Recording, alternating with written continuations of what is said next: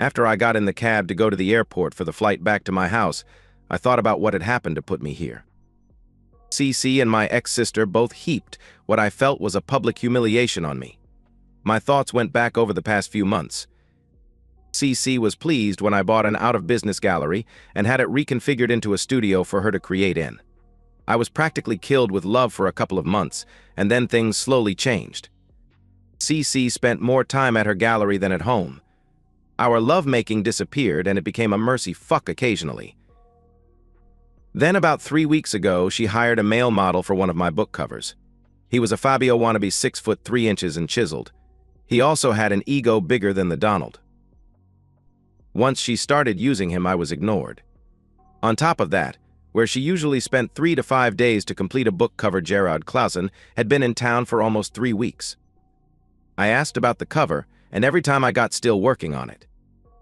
Then this past weekend, I was hosting a Saturday night barbecue for friends, family, and professional associates, including my publisher and my literary agent.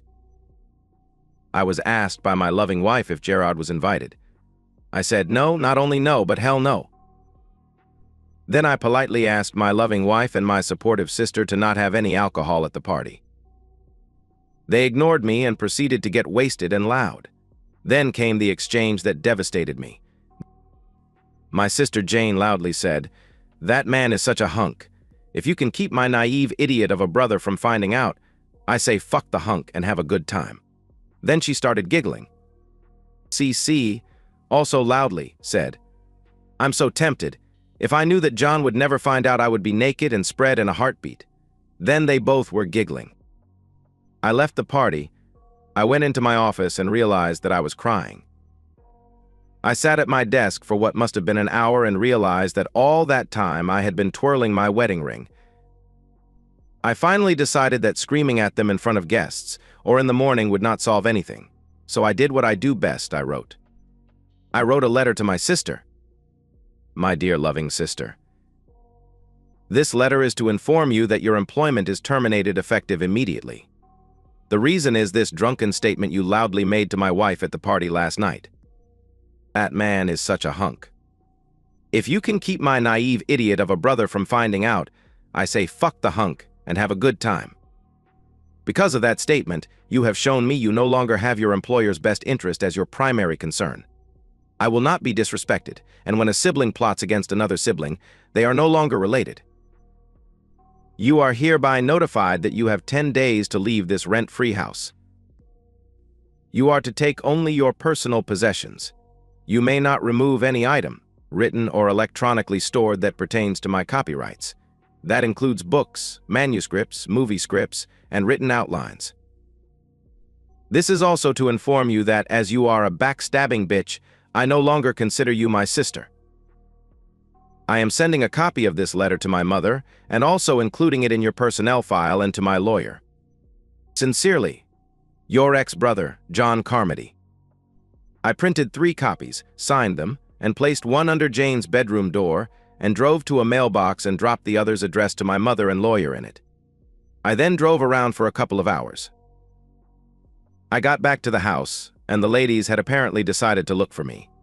My office door was open, and so was the bedroom door, and the ladies were both fully clothed and sleeping on the bed. The letter to my wife was just as nasty. Carolina Catherine Dolman Carmody. You had quite a party last night. I specifically asked you and Jane not to serve any alcohol at the party. You did anyway. After overhearing 2 drunken women talking loudly, I left the party. In case you did not notice, last night I did not sleep in the marriage bed. I will not be sleeping in that bed again. In case you don't remember the conversation, it was about Gerard, your Fabio wannabe. You two were discussing how you wanted to have sex with him, and Jane was encouraging you. Your exact words were, "I'm so tempted. If I knew that John would never find out, I would be naked and spread in a heartbeat." Well, this letter and the enclosed wedding ring are your permission to explore. As Jimmy Carter noted, lust in the heart is still cheating. All I ask is that you have the decency to move out before you explore and drop the Carmody from your name. First thing Monday, I am filing for divorce. You will have to move anyway, as the house is mine. You might want to talk to my ex-sister about living arrangements, as she is unemployed and has lost her residence. I will also be strictly enforcing the prenuptial agreement. I will not be disrespected by you, my ex-sister, or that asshole of a model who knows you are married to me. I am going to go to New York Sunday morning, and on Monday I will have your contracts for my book covers to end with those books that have not gone to press yet. I do not know when you stopped respecting me, but it hurt me more than you can understand. Not only were you plotting to cheat on me, but you were also doing it loudly, in my house, in front of neighbors, in front of friends and people important to my profession, and with my ex-sister. Maybe I am, as my ex-sister put it, naive and an idiot, but I am a person. One who stated in front of God and community to forsake all others. Do you perhaps not remember that you said the same thing in front of the same audience? I must try to get some sleep as I need to leave as soon as I can tomorrow. You will not communicate with me except through my attorney until the divorce is final. I really did, and probably still do love you, but all the hurt you caused last night will not let me let it go by. I do hope you can find a life that makes you happy. I was obviously not the one and not the one enough. Your soon-to-be ex-husband, John Carmody. Enclosed is the wedding ring you placed on my finger. It may be a little bent and have some cracks, but it must have been a good quality one because I could not break it. I don't need it anymore. I took a hammer to the ring and placed it and the letter in an envelope. Then I placed the envelope on CC's toothbrush holder. I then went to sleep on the office fold-out bed. I woke up early and got some coffee and went out on the deck to think. I needed to call the airline and the hotel chain I use when I have to go to New York. I booked a round trip, first class, with an open-ended return, and booked a suite with the same provisions. I thought that I would be in the city at least until Wednesday and possibly until the weekend. On the flight, I realized that my publisher and agent had been at the house last night, and I was flying to meet them in the city. They either would not be there or probably would not be in their offices until Tuesday. When the plane landed and I was in the terminal, I called my agent and told him that I would not insist that he drop CC as a client, that it was his decision. Then I told him she will no longer do any future covers for me, but the rest of her work is up to her and you. Then I called my publisher, Adrienne Nomara. I told her that any cover that CC had submitted for books gone to press were to be used, but if the book has not gone to press, I needed a new artist. I told Adrienne that if she had to pay CC for her complete contract, to bill me for it. When I accomplished that, I had no real desire to stay in New York, so I called the hotel and canceled my reservations. Then I went to the airline ticket counter and switched my return to a trip from New York to Portland, or to end back at my home. On the flight to Oregon, I contemplated what I would do for the rest of my life. The two women closest to me betrayed me, at least to my way of thinking about it. I would, of course, continue writing. A writer only stops writing when he dies, even if he never puts it on paper. Anything else was not on my radar at the time. The plane landed, and I went to my room in the airport hotel. It was near dinner time on the coast, so I ordered a steak and a Coors. I woke up the next morning and decided to just drive around Portland. I hadn't been there for many years. I went along the Columbia Gorge Highway, saw a bunch of windsurfers having a good time, watched a good-sized ship pass through one of the locks, and in general I just played tourist. That night I had dinner at the Timberline Lodge on Mount Hood. The food was excellent, and the ambience took my mind off my troubles for a brief period. Tuesday morning, I got a call from Gerard Clausen, the Fabio wannabe.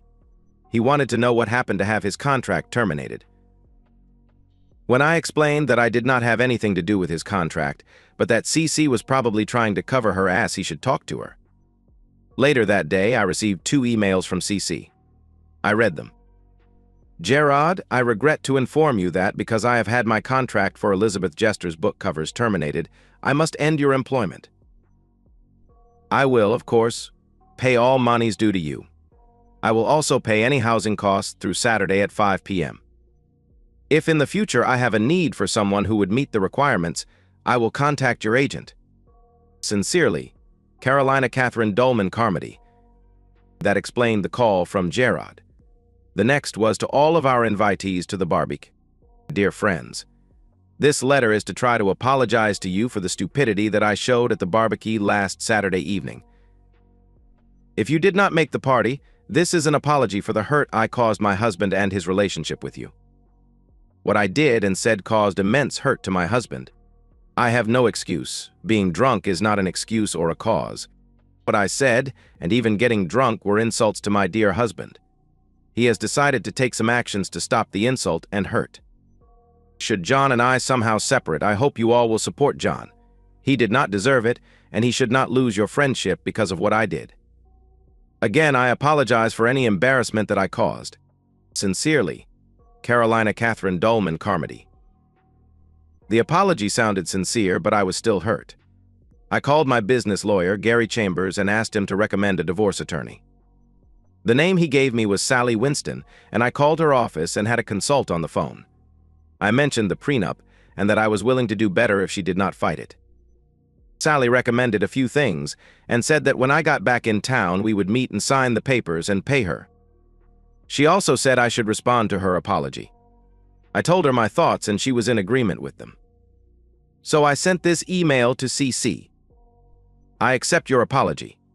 That does not change the fact that you publicly disrespected me and even went so far as to say very loudly that if I did not find out, you would cheat on me. As I said, I accept your apology. But just being sorry is not enough. I called Gary Chambers' office today. As you know, as you use him too, he is an entertainment lawyer. He gave me the name of a divorce lawyer that I talked to today and am seeing tomorrow. As I said in the letter, you will need to move out of the house.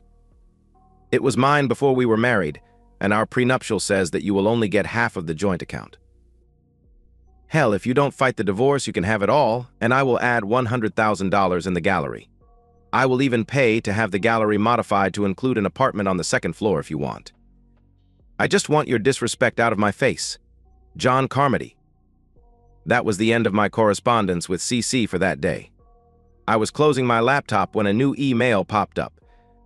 John, I know you are extremely angry at me. I really don't blame you. I will be out of your house by next Monday. I am very sorry I hurt and embarrassed you at the party on Saturday. What I said was just stupid talk. CC and I talked Sunday morning and realized that the ass-kissing was going to be going on for many years. I love you, John. You have been my support since I got out of high school. You supported me when I went into the military and helped pay for my college. I really enjoy working for you. I would like to in the future if we ever can reconcile. For now, I will do as you ask. I hope that someday you will forgive me. I never meant to hurt or disrespect you as a brother or a boss. But I did. I am so sorry. Please accept this apology as it is meant. I will let you initiate contact if you decide you want to. I will not close any doors, but you must push them open. Please know that I love you. Your sister always, Jane Carmody. I read it over and realized that Jane is family, and while I was still angry at her for the insult, I had probably hurt her almost as bad when we were growing up. I responded. Jane, I accept your apology and I forgive you. You are my sister whether I am mad at you or not. Believe me, I am mad at you. Now that that is out of the way, I still want you out of the house. I also meant what I said about you being terminated as my proofreader. I think we were probably too close together for too long each day. I love you, but after what you said, I don't like you too much right now. I suspect that at some time I will get over it. Let me have that time and, for now, the space to heal. I am seeing a lawyer tomorrow to have the divorce begin. I have already told CC that I will not take her back. You need to understand that the problems at the party were just the latest problems. Your words just added to them. By the way, did either of you women know Gerard is gay and would not have seduced CCC if she really wanted it to happen?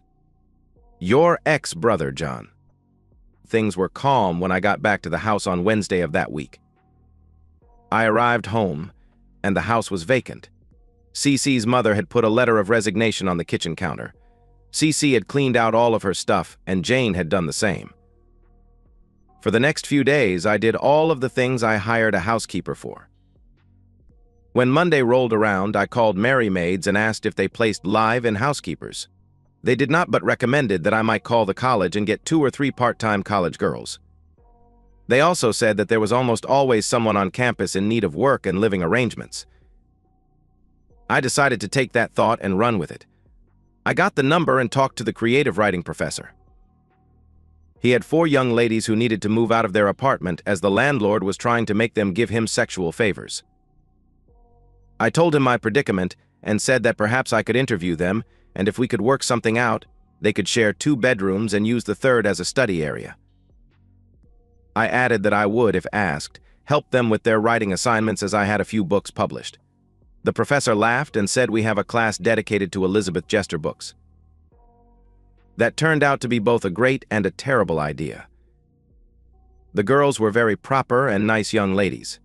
2 of them, Sarah Cunningham and Angela Mason, were sophomores, and the other 2, Alina Rodriguez and Sandy Skidmore, were juniors. They all were interested in part-time work and the offer of living quarters. They were excited to get paid and have a living space and a quiet study space. Their only complaint was the drive, but I pointed out that they were no longer paying rent and had a job. I would lease them each a small car to go to and from campus. They could only use the cars going to campus during school hours or to the campus library after hours unless they all went in a group. If they went as a group, I would let them use my SUV. Any other trips in the cars were to be cleared by me. No drinking while driving my vehicles. As we talked about what I needed and what they needed, we decided to come up with some rules. We mutually came up with a set of 11. We wrote them down and posted them on the kitchen entrance door. Rules of the house. All persons in the common areas will be properly attired. No just bras and panties for the girls. No just undershorts for the boss. No nude or semi-nude sunbathing. Bikinis are okay, but tops and bottoms are to remain tied. Live with the tan lines or go to a tanning salon. No underage drinking, and absolutely no drugs of any kind. No overnight guests in the girls' area. Any guests of the girls must stay in the common areas, no exceptions.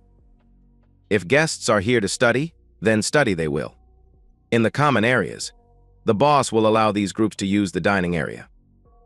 The boss's office is off limits when the door is closed. No cleaning, no knocking off limits. The girls' area is off limits except for inspections, or when invited. The boss side of the house is off limits after lights out. Any dietary requests are to be written down and will be addressed in the Saturday morning supply run. All parties in the residence are allowed to participate in the supply run. Boss buys lunch. The gardener and lawn boy are paid to work outside. They are not to be invited into the house, except to use the bathroom. They know these rules. Don't tempt them to break them. Lights out in the common area is midnight every night except when the boss is entertaining. Violations of these rules will cause the offending party to lose any common area privileges for 1 month. Any drugs or underage drinking means eviction. When the boss is entertaining, the girls may join in or not as they wish. Proper decorum and attire will be enforced. The girls' wing will be off limits to all partygoers. They were happy with the rules. CC decided to fight the divorce. She also refused to leave the gallery when I served her an eviction notice.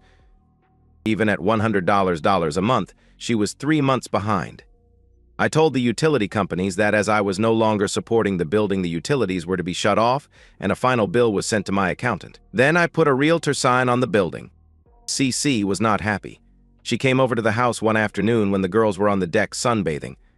I had not changed the locks. She walked in just as Sarah was getting iced tea for all of them. CC screamed at Sarah, "Who in the fuck are you and what are you doing dressed like that in my house?" I heard the noise and came out of the office. CC, shut up.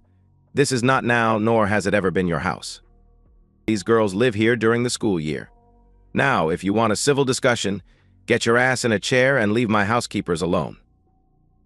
She was visibly shaken by my rant. She slid into one of the dining area chairs. I went outside and apologized to the girls. Sarah was crying. I took her hand and led her back to CC. You have 15 seconds to apologize to this young lady. She is here with my permission. You have again let your mouth overrule your brain. After you apologize, get your ass out of that chair and out of my building downtown. Your 15 seconds start now. CC looked like I had slapped her. She dropped her house and gallery keys on the table and left. That day I called my lawyer and told her to take all but the prenup off the table and to demand that CC sign within 15 days, or we go to court. She had the signed papers within a week. I took the girls down to the gallery to look the place over. There was nothing wrong or even dirty with the place. There was, of course, some dust, but apparently no one had been in the place for days. I talked to the girls and told them that I really did not need this place. I then asked their opinion of the idea of converting it to apartments for off-campus housing. I explained that I would have at least one resident manager, probably a married couple. With the rest of the space, I could create 6 two-bedroom apartments. We decided to work with the college and the city council. The college was all for it. I went with my designs and got city council approval. The build-out was finished by the start of the next school year, and I found a local young married couple to be my live-in managers. The husband was unemployed and a very good handyman, so I made him the maintenance man. The kids loved the apartments. They were nice, cheap, and had dedicated study areas. The divorce became final and CC never took her half of the joint account. Jane and I reconciled, and when the first 2 girls graduated, she came to live with me. She had started to write also and had 2 novels finished and published. She and I shared the office and assisted any of the girls still in the house. I became her proofreader, and she resumed being mine. She also stopped all alcohol use. She stopped apologizing when one day I picked her up and put her over my knee and paddled her behind. She started laughing and screeching. When I stood her up, I told her we were even. I was over my hurt, and she would soon be over hers. I got a squeal, a hug, and 3 thank yous in a row. Now I know where my life is going. I am helping a lot of kids, my sister is happy, and I am getting by. And that's the end of today's story. If you enjoyed it, please give this video a thumbs up and drop a comment below. Your support helps the algorithm push my content further. If you're new to the channel, don't forget to hit that subscribe button. It really helps me keep creating more stories for you. Thanks for watching, and I'll see you in the next one.